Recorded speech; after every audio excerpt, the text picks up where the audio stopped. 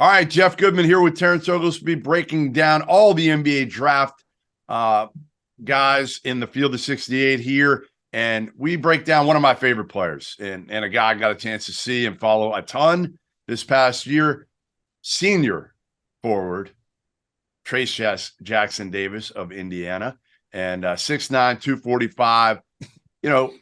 Listen, Trayce took a lot of crap from people early on in his career.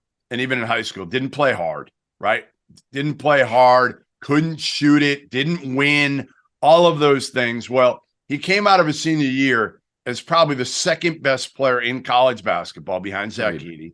And he knocked two of those things right off the board, right? Plays hard now, really plays hard, which is hard to change. But I think Trayce has done that. The other thing, he won. He still doesn't shoot the three or shoot it really from anywhere beyond the free throw line. But he does everything else, and he is a terrific athlete for a four-man who, again, it's going to all depend on, can he extend his range? Can he become a guy that he doesn't have to shoot threes early on in his NBA career, Terrence? But I've seen so many other guys, he's got to be able to make mid-range shots and eventually extend it where maybe by year 5 or 6, he's making some threes. Yeah, I mean, if this is 2003, we're looking at a lottery pick potentially, just because the game has changed so much. And this is going to come as a weird comparison, but people hang with me. Like, the dude played college basketball like Sean Kemp. Like, he was dunking everything. He had absolute mitts for hands. He catches everything. He's a good passer, and he has some ability to put it on the floor. He has some ability to get from the top of the key to the rim. It's just a matter of, hey, how are they going to guard you? How are they going to guard you? Like, you saw it a little bit this year with the Kings in the playoffs, how they guarded Domantas Sabonis.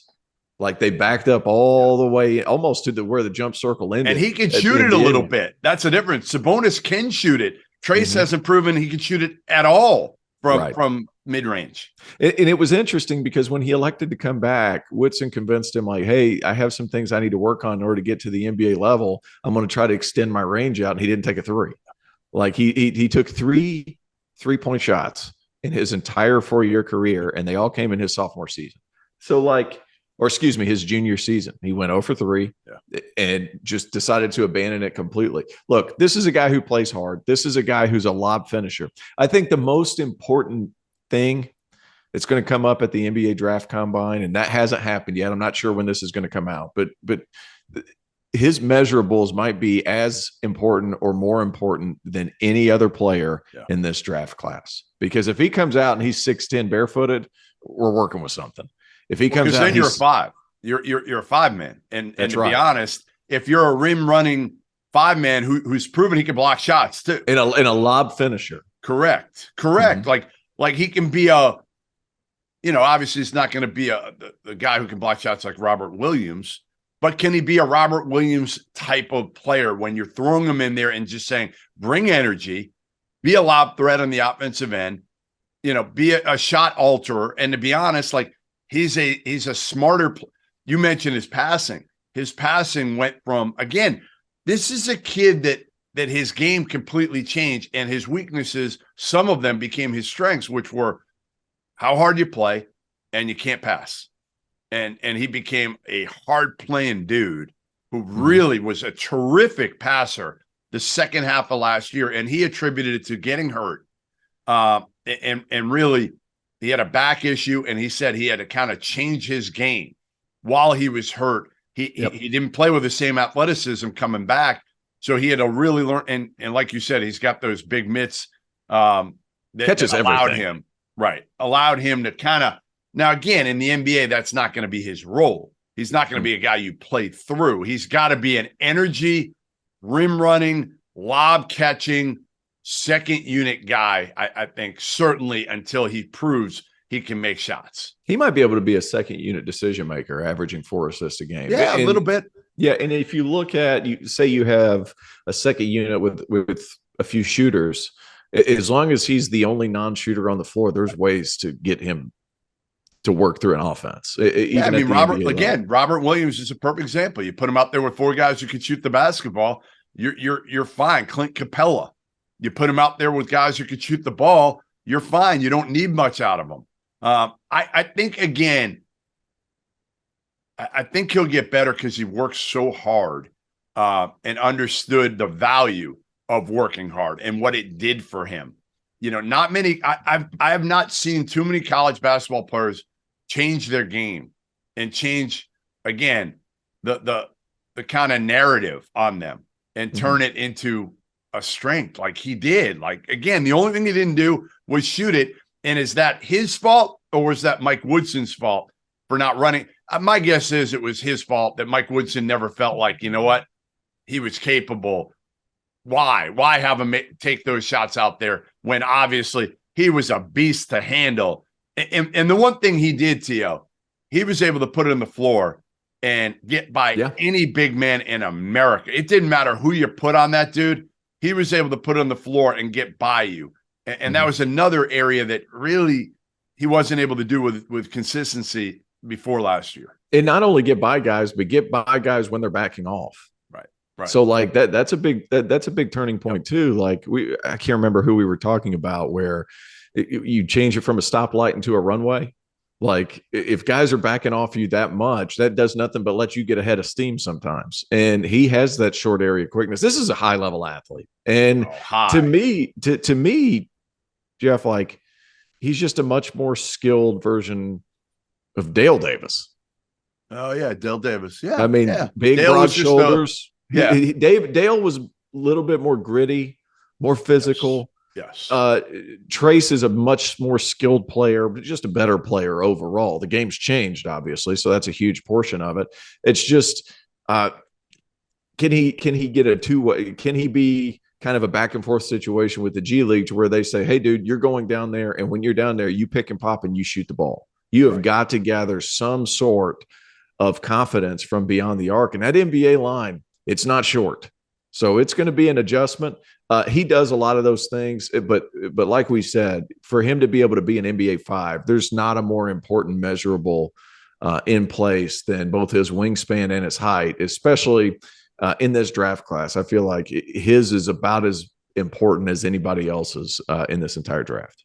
Well, I think he went into his senior year with most people because he would have left after his junior year, although I think he had COVID and that kind of hampered his decision and made it a little bit easier for him to come back. But as much as anything, it was, well, your draft stock isn't there after your junior year.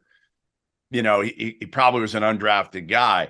Now he's played his way into where now he could go late first. His range is probably somewhere in that 25 to 40 range right now.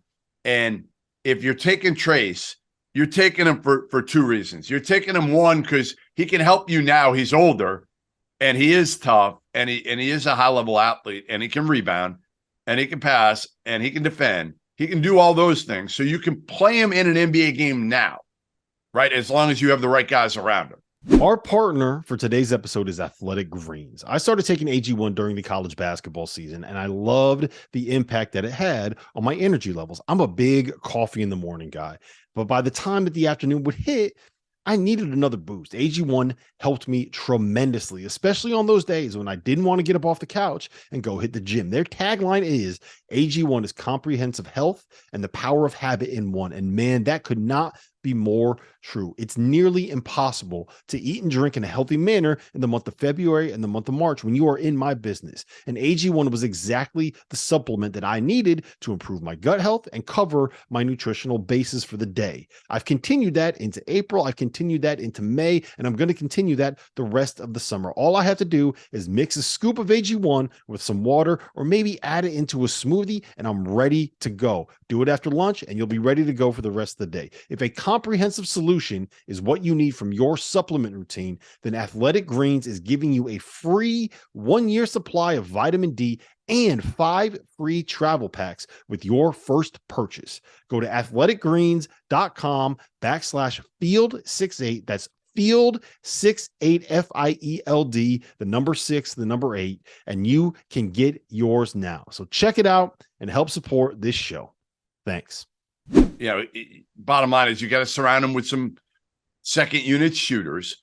Or, like you said, are you saying, hey, we're going to throw you down in the G League and you're going to be a project And we're going to see if you improve your offensive game down in the G League, where frankly, we're going to make you a guy. We're going to force you to be an offensive guy and shoot the ball. Hey, you're going to have to shoot 3 threes every game. We don't care if we win. We just want to see if you can develop. And then if he develops that, you're talking about being more than maybe just a second unit guy. Mm-hmm.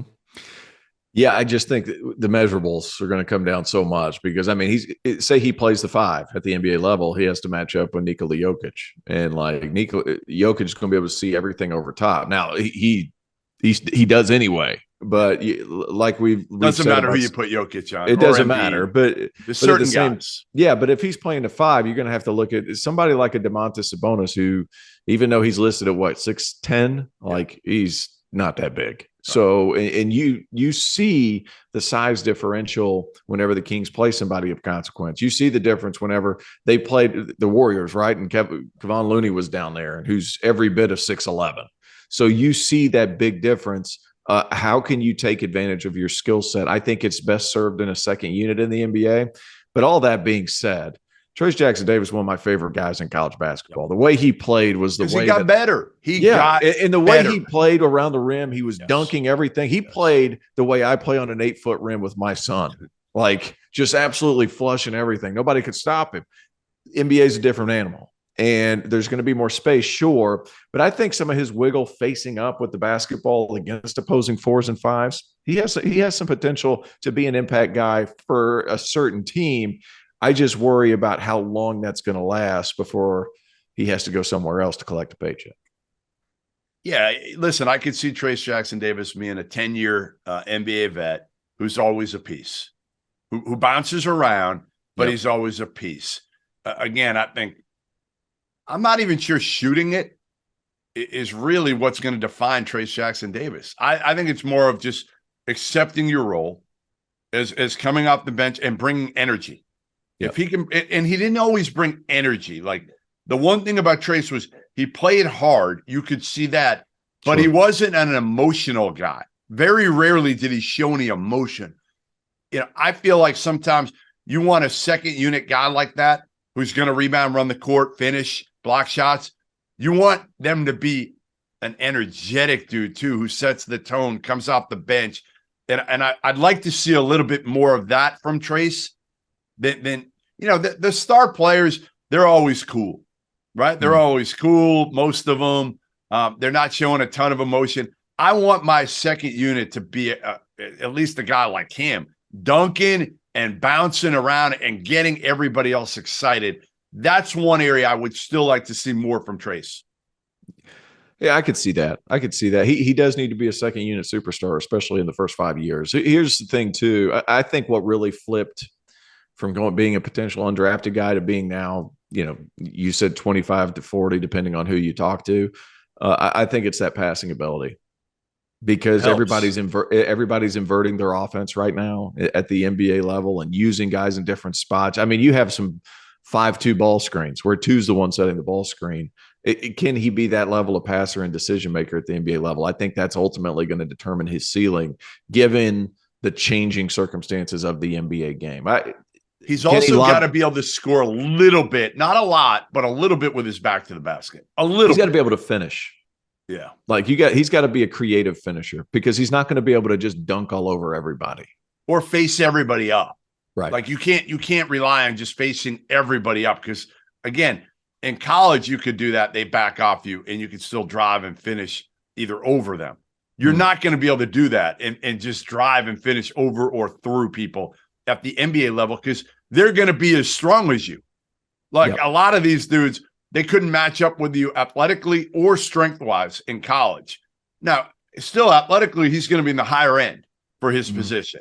But strength-wise, there are going to be plenty of dudes who are just as strong as Trayce Jackson-Davis. But again, he's older.